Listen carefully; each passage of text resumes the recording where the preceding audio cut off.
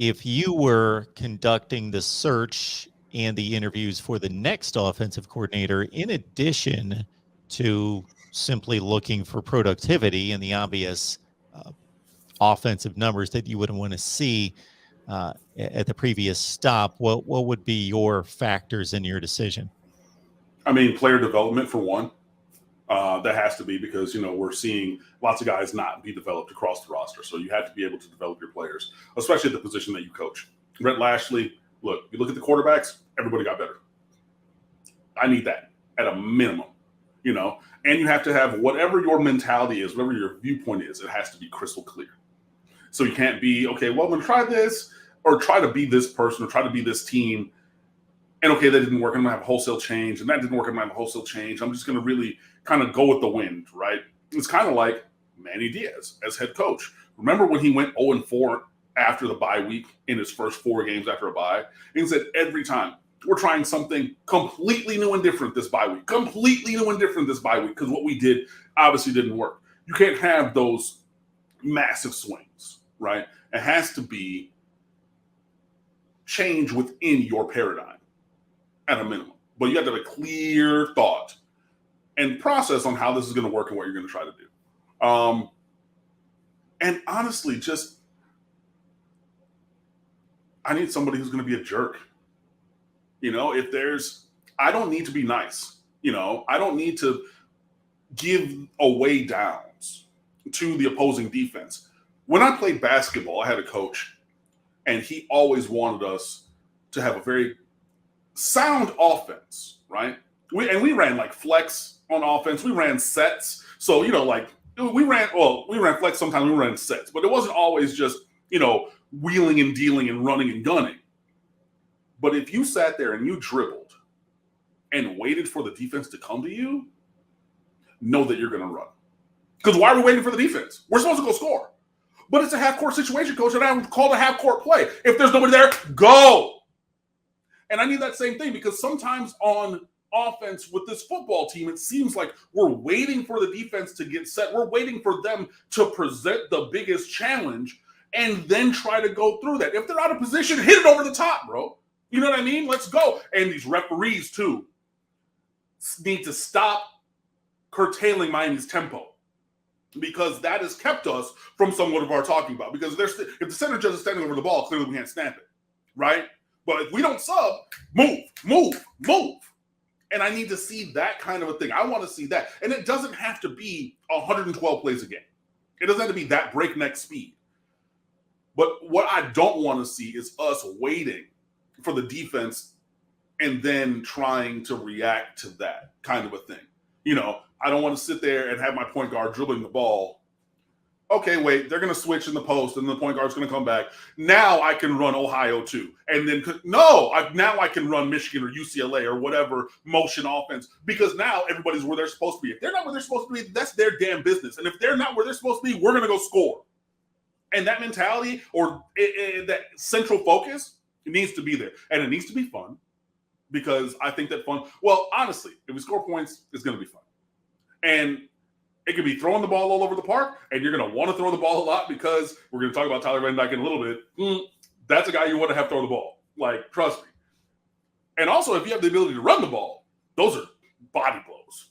You know what I mean? And Jalen Knighton, if you get some body blows with Cody Brown and Thad Franklin, and even you've seen Jalen Knighton at the beginning of the game against Pittsburgh, what happened?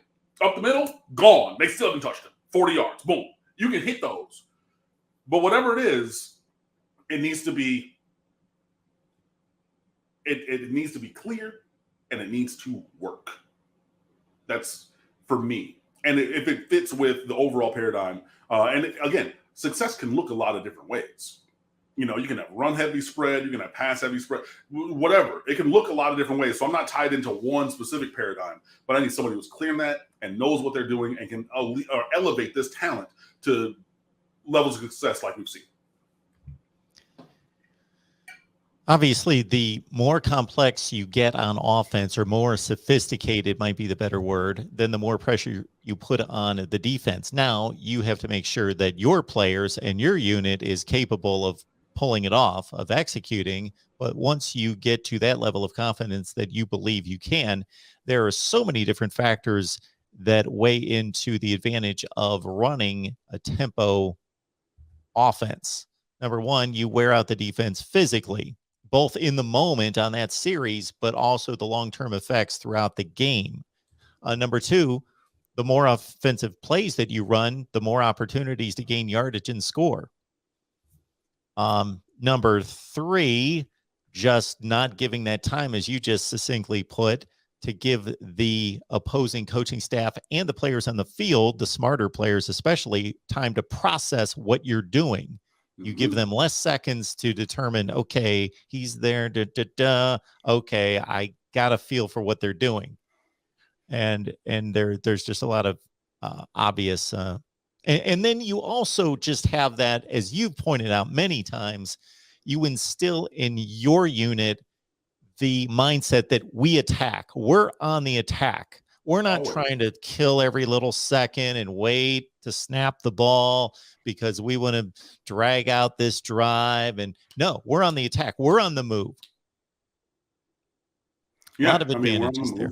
And that's what it should be always, and I mean, look, is there 4-minute offense? Sure. Yeah, we're going to run the ball and but that whole 3 yards in the cloud of dust, and we're going to have, a Navy type game that's going to be 4 quarters in an hour and 43 minutes.